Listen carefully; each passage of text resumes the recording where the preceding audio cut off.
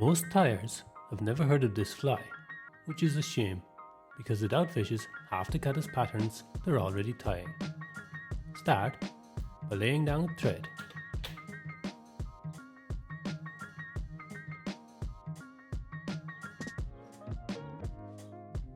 Now take a little copper wire for the ribbing and tie it in just behind the bead.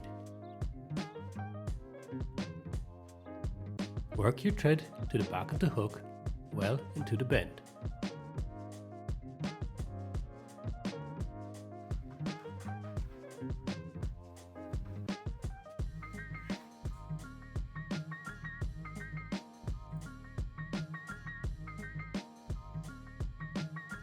For the body, we will use some rabbit dubbing. Here I'm using an olive brown. Dub a slim noodle enough for about 3/4 of the shank. Wrap the dubbing forward, tightening as you go if you need to.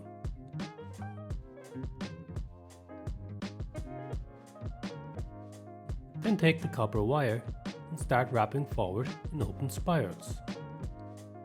If you're enjoying this one, a quick like while I'm wrapping helps the channel more than you think.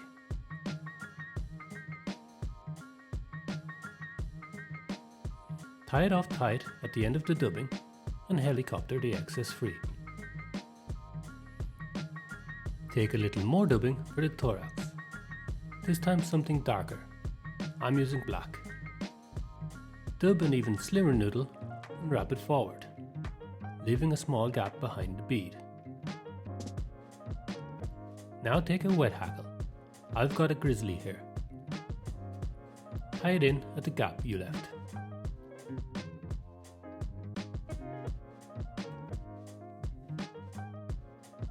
Stroke the fibres back and start advancing the hackle towards the bead.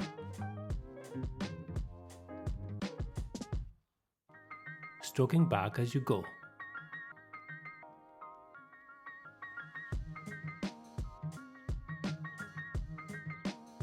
Tie it off tightly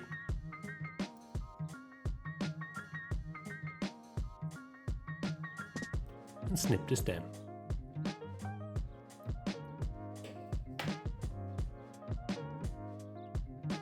Stroke the fibres down and lock them with a couple of thread wraps rearward.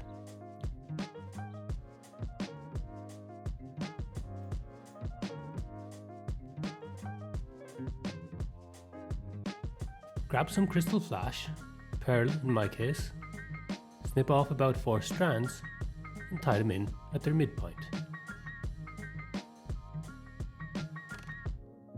Trim the ends to length, about 3/4 of the shank.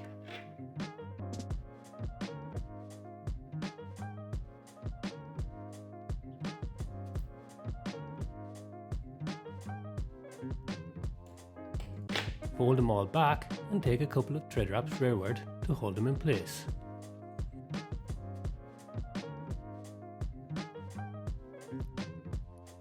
Make a 3-turn whip finish and snip your thread free. Dab a little head cement just behind the bead for durability. Then grab a dubbing brush and work some fibres loose to give it that extra boogie look.